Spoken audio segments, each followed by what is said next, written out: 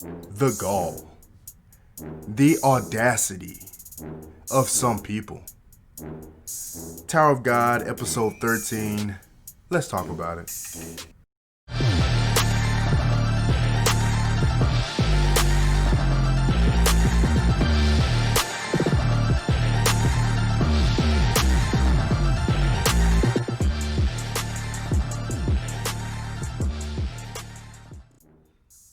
Alright, so boom.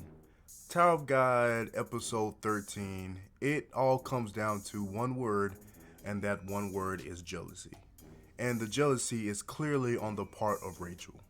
So, as we can see at the beginning of the episode, Rachel was not summoned to the tower per se. So, I'm not sure if that makes her an irregular like Bomb, but basically, what he done said was she was not supposed to come to the tower. And he also provided her with the opportunity to prove herself to rise the tower or climb the tower. But as you can see, the trash character that Rachel is, she started crying to Hedon, begging him to let her climb the tower, X, Y, and Z. And again, that's why he presented her with the opportunity to climb the tower. In the midst of all this, it appears that Bomb arrived in the tower shortly after that scene. With her, after Hedon told her to, do the same test that Bomb did that she complained about. But Bomb, with his determination, he was able to pass this test. Um, and that just goes to show like what type of character that Rachel is, that she doesn't have that the true determination to achieve her goals that Bomb does. And Bomb, his only goal is to see Rachel. Now Rachel's goal is stated as to see the stars, but they don't necessarily explain into detail what that means. It could literally mean she wants to see the stars, or it can mean a bunch of different things. So we do not know at this time within the story what exactly Rachel's true goals are. But the great thing about that whole interaction with Hedon is how he was roasting her that whole scene. He was telling her how she is trash, she's useless, she doesn't deserve the right to climb the tower, X, Y, and Z. But he did give her another option since she wasn't able to beat the test. He told her to kill Bomb and she will have the right to climb the tower. Which in return she said, "I don't have a weapon." See, that's again showing how trash Rachel is as a person. She was complaining, she's crying, and she doesn't want to work for anything. So he then gives her the red bodyguard thing, which they don't really specify exactly what that thing was. He didn't just say that's your bodyguard, but obviously when she got injured, it disappeared, and I think they kind of touched on why it disappeared, but didn't go like too in detail with it. But that was her bodyguard. I guess that was her weapon. But it still goes to show how weak she is as a character, and it also fuels her jealousy towards Bomb as a person. She basically wants what he has. She wants his power. And I guess before her and Bomb got summoned to the tower, that she saw something in Bomb that he did not see in himself, which further drove her to, have resentment towards him, and it just kind of sucks for Bomb because he's kind of like a character like Tanjiro, just like the sweet innocent boy who's just trying to achieve his goals, and it sucks that he fell for such a horrible person who treats him as such, and she's so jealous of him. So again, Heaton's goal, or what he tasked Rachel to do, is to kill Bomb, and he will give her the right to climb the tower. Now, I believe the reason he gave her that task is because Bomb is an irregular, and it's been stated many times that irregulars destroy the tower. So he then thought that, to kill two birds with one stone, get rid of this weak girl, and also get rid of the irregular that just came in the tower unannounced that could cause great calamities too.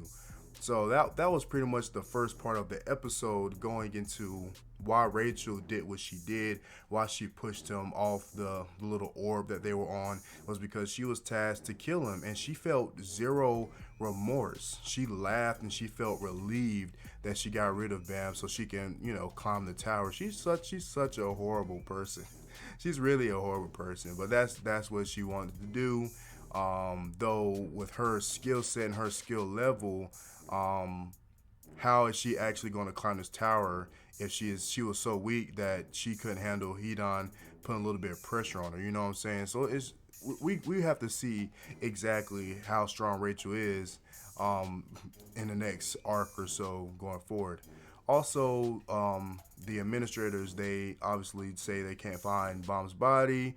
Everybody passed the test and they can continue to climb the tower. Now, it appears that the rest of the group that was with Bomb and Coon and all them, they have decided to live through Bomb. I mean, they live for Bomb and fulfill his dream of taking Rachel up the tower, which also irritates my spirit because it's like they all believe their friend is dead and they believe that he died for Rachel. So they have decided to, continue Bomb's dream up the tower and take Rachel up there, not knowing that she is the sole reason why he is not there right now. So, Bomb, he made some good friends, and I think he's one of those, main characters that people just rally around because they are genuinely good people and they all rally behind him. So it's good that he has friends like that, but also they do not know the true intent of Rachel and what she did. But we see Coon as he appears to, he doesn't still 100% trust Rachel, and he told her, like, I wish I met Bomb before you did. And I guess the reason he was saying that was because if he met Bomb before Bomb met Rachel, he probably wouldn't be dead right now in Coon's eyes. Coon would believe Bomb would still be here if it wasn't for Rachel. So we will see how that dynamic will go moving forward. And lastly, there are, like I said, my last review, there are a bunch of characters that have their own motives within the tower. So the test administrator, I can never pronounce his name, the one who drinks the coffee, he has been pulling strings behind the scenes as well. And the red-haired girl that they mentioned last week was a navigator. She was sent down there to retrieve Bomb, and I guess that she's going to be his master and teach him a few things for the next arc. And then at the very end, we get to see that there's potentially going to be a time skip really early on in the series. So I would say these first 13 episodes were the prologue of the actual story of Tower of God.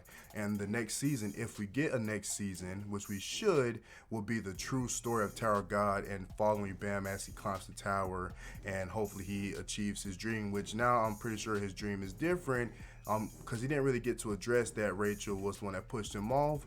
But we don't know exactly what his motive will be after the time skip that is going to come up.